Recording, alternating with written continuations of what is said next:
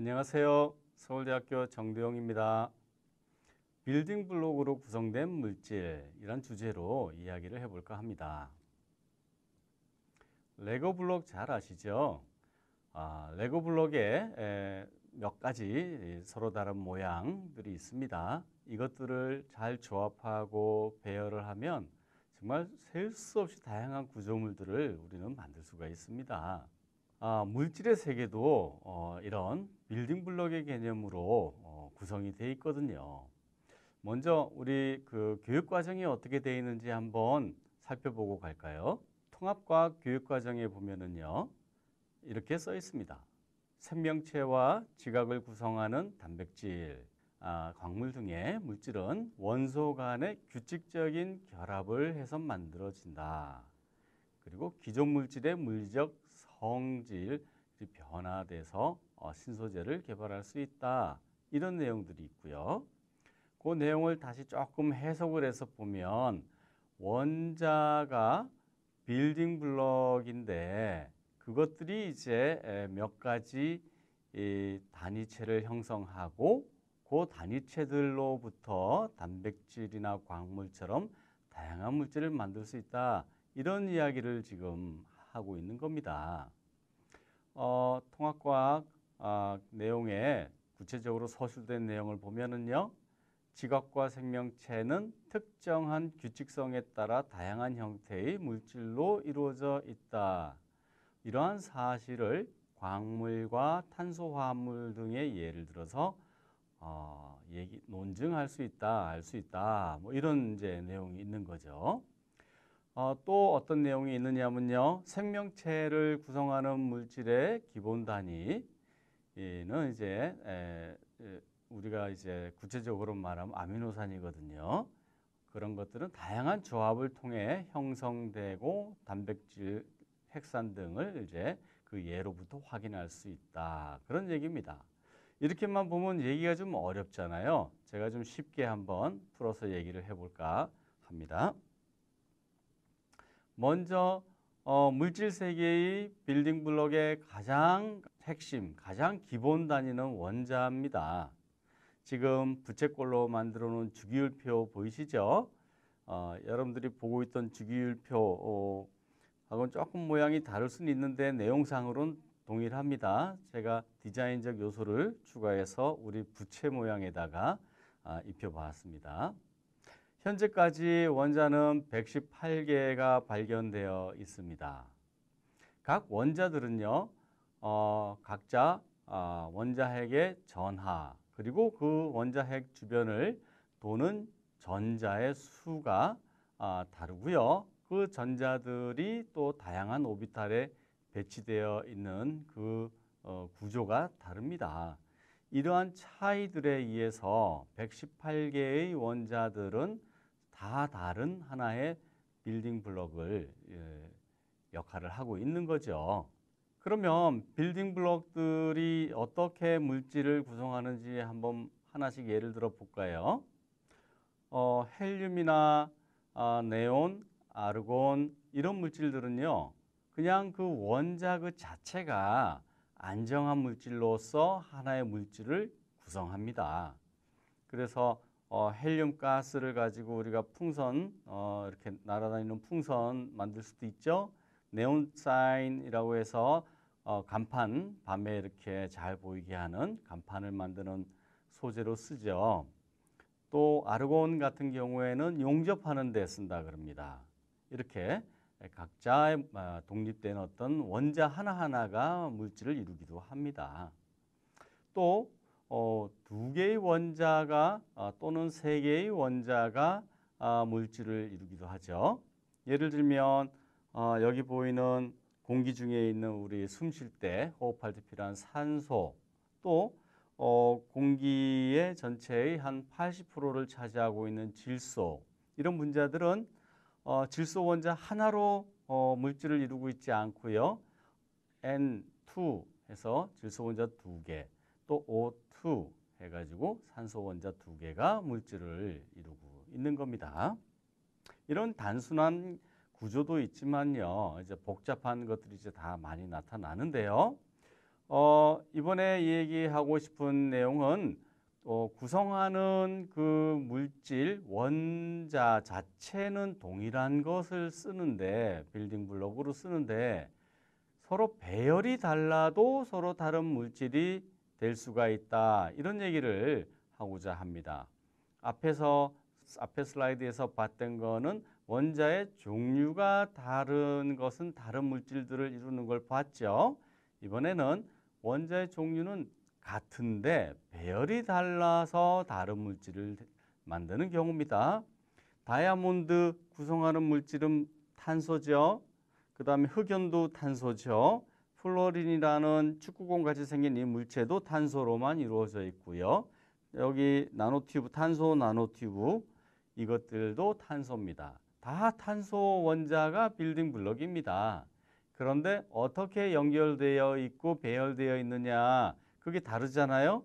그래서 물질의 성질 자체도 다이아몬드처럼 단단하고 또 투명하기도 하고 흑연처럼 부드러우면서 시커먼색이기도 하고 이렇게 서로 다른 또 탄소 나노튜브처럼 전도성을 띠기도 하고 또 전도성을 안 띠기도 하는 어떤 다양한 특징들을 갖는 구조들이 만들어지죠. 그래핀 같은 것도 요즘 굉장히 관심을 많이 받는 탄소 화합물이죠. 탄소들이 육각형 구조로 층상 구조, 단일층 구조를 이루어 가지고 아주 재밌는 물성들을 많이 띱니다. 이렇게 같은 원자지만 배열이 달라도 서로 다른 물질이 만들어질 수가 있습니다. 이제 조금 복잡해져 가는데요. 원자 자체가 빌딩 블록이기도 한데요. 그 원자가 빌딩 블록이 돼서 만든 규산염 사면체, 요 구조가 규산염 사면체입니다. 이거는 이제 실리콘이 가운데 있고 정사면체 형태로 산소가 배열되어 있는 구조거든요.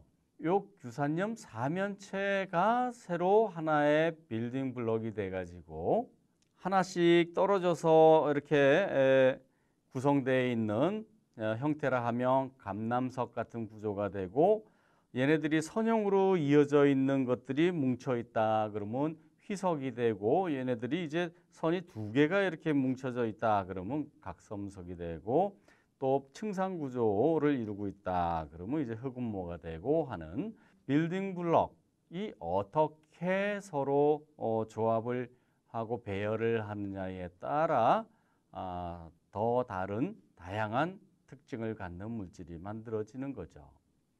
생명체에서도 이런 빌딩 블록 개념의 단위체를 활용을 합니다. 여기 보이는 아미노산이 그런 예인데요. 아미노산이라는 것은 NH2라는 작용기와 COOH라는 카르복실 산기가 있고요. 탄소를 주변으로 H와 그다음 제가 X라고 표현했는데 요 X 자리가 여러 가지 다른 물질로 들어갈 수가 있어요. 그래서 아미노산이 여러 가지가 생기는 거죠. 뭐 자연계 속에는 굉장히 많은 아미노산들이 있지만 생명체들은 한 15가지 정도의 아미노산을 사용해서 생명 형상을 사용을 한다고 합니다. 그래서 이 구조를 입체적으로 그리면은 이렇게 생긴 거고요. 그것이 이제 어떤 식으로 작용을 하냐 하면 이 아미노산 하나하나가 하나의 다른 레고 빌딩 블록 같은 건데요. 이런 것들이 어떻게 조합을 하느냐에 따라서 만들어지는 이 펩타이드 사슬들이 다른 형태가 되겠죠. 그럼 이 펩타이드 사슬들은 굉장히 긴 물질들인데요. 이것들이 이제 물 수용액 상에서 서로 엉기고 3차원, 4차원 이제 구조를 이루면서 특정한 형태와 기능을 띠고 그것이 이제 우리 몸속에서 여러 가지 단백질로서 기능을 하게 되는 거거든요. 이런 식으로 빌딩 블록 개념에서 여러 가지들이 그 아미노산과 규산염 사면체의 빌딩 블록에서 여러 가지들이 만들어지는 걸 봤고요. 탄화수소, 탄소 화합물인데요. 이것 또한 굉장히 다양한 구조물들을 만듭니다. 탄소 하나에 4개의 수소가 붙을 수 있는데요. 그 옆에 수소 대신에 탄소가 또 붙을 수도 있습니다. 그러면 탄소와 탄소가 연결이 되고요. 이런 식으로 연결되는 구조가 아래에 있는 그림들처럼 어떤 선형이나 가지침 모양이나 고리 모양이나 또 다른 뭐 여러 가지 이중 삼중 구조들을 만들면서 정말로 셀 수 없이 많은 탄소 화합물들을 만듭니다. 이런 것들이 우리가 이제 말하는 유기화합물이라고 하는 건데, 식품 속에 있는 물질, 연료 속에 있는 물질, 플라스틱, 의약품, 그 다음에 고무, 합성섬유, 천연섬유, 우리가 일상생활에서 아주 자주 접하는 용어들이 다 여기에 해당하는 거죠. 이런 것들이 이런 탄화수소의 어떤 그 빌딩 블럭으로 인해서 다양한 물질을 만듭니다. 이번에는요, 빌딩 블럭의 위계 구조에 대해서 얘기를 좀 할까 합니다. 먼저 살짝 예가 나오기는 했는데 이 예로 다시 한번 보면은요, 우리가 잘 아는 이산화탄소라는 물질이 이렇게 생겼습니다. 탄소가 가운데 있고 산소 2개가 이렇게 붙어 있습니다. 이것이 이산화탄소인데, 그러면 이 물질은 빌딩 블럭은 탄소라는 원자와 산소라는 원자가 빌딩 블럭이겠죠. 그래서 이산화탄소라는 새로운 물질을 만들었습니다. 그런데 이 물질이 다시 빌딩 블럭이 돼서 드라이 아이스 같은 물질을 또 만들 수 있는 거죠. 이와 같은 위계 구조를 갖는데, 앞에서 말씀드린 그 단백질 같은 경우가 아주 대표적으로 여러 차원의 위계를 가지고, 여러 단계의 위계를 가지고 만들어진 거죠. 먼저 탄소, 질소, 산소, 수소 같은 이제 기본적인 원자들이 아미노산을 이제 이렇게 만들게 되고요, 그죠? 그다음 이런 것들이 쭉 배열이 돼서 단백질 사슬을 이렇게 만듭니다. 근데 이제 단백질 사슬들이 종류가 얼마나 많겠습니까? 20가지의 아미노산을 가지고 배열을 하는데 10개의 이 배열을 했다만 쳐도 20의 n승 개가 되지만 10개가 아니고 지금 요 그림에만 있는 걸로 봐도 몇십 개가 되는데, 그러면 20의 몇십 승이라는 굉장히 다양한 조합의 단백질 사슬들이 만들어지죠. 그런 것 중에는 어떤 것들은 이렇게 꼬불꼬불한 어떤 프로테인 서브 유닛도 있을 수 있고요. 이런 편상 구조의 단백질 서브 유닛들도 있을 수 있습니다. 그러면 이때는 이런 펩타이드 사슬이 다시 이런 것들의 빌딩 블럭이었던 거죠. 그리고는 이것이 다시 빌딩 블럭이 돼서 커다란 헤모글로빈처럼 커다란 단백질을 형성하는 거죠.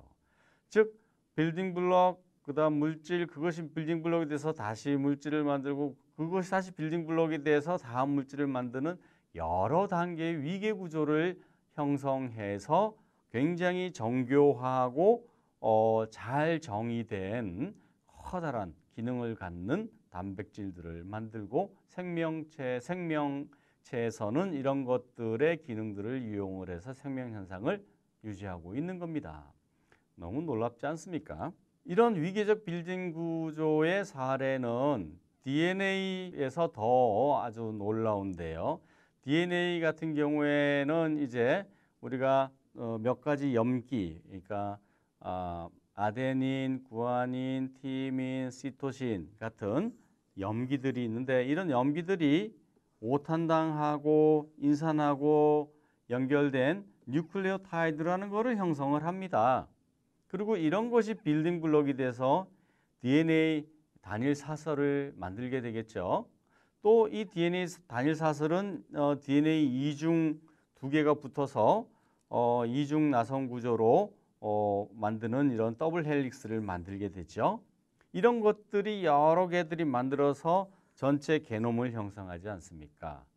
이렇게 굉장히 정교한 방법으로 위계적 빌딩 블록 개념을 사용하고 있는 거죠. 우리 과학자들은요, 이런 생명 또는 자연계에 있는 위계적 구조에 대한 빌딩 블록 구조 개념에 대한 것들을 착안하여 우리가 나노물질을 정교하게 만들 때 빌딩 블록의 개념을 써서 만듭니다.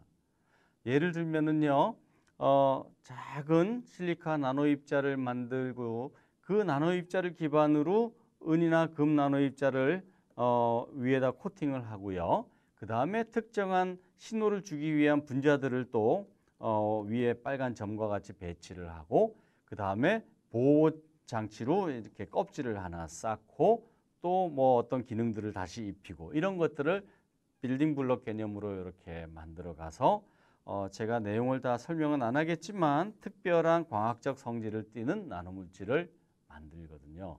이런 식으로 자연에서 배운 지혜를 우리 과학자들은 사용하고 있습니다. 간단하게 정리하면 물질의 세계가 빌딩 블록 개념으로 이루어져 있다. 그 빌딩 블록이 어떤 단위체가 조합을 하고 어떤 배열을 하느냐에 따라도 다양한 물질이 만들어진다. 이런 이야기 한 가지와 빌딩 블록의 개념이 위계적으로 이루어져 있다. 이런 두 가지 이야기를 말씀드렸습니다. 그래서 정리를 하면 자연은 빌딩 블록을 이용하여 매우 다양한 물질을 만들고 있습니다. 그리고 빌딩 블록의 위계를 이용하면 더 정교하고 기능을 가진 물질을 만들 수 있고 또한 엄청나게 다양하게 만들 수가 있는 거죠. 이러한 전략을 과학자들이 사용해서 물질의 성질과 기능을 조절하고 새로운 물질을 만드는 데 사용하고 있습니다. 감사합니다. 제 강의는 그래서 마치겠습니다. 수고하셨습니다.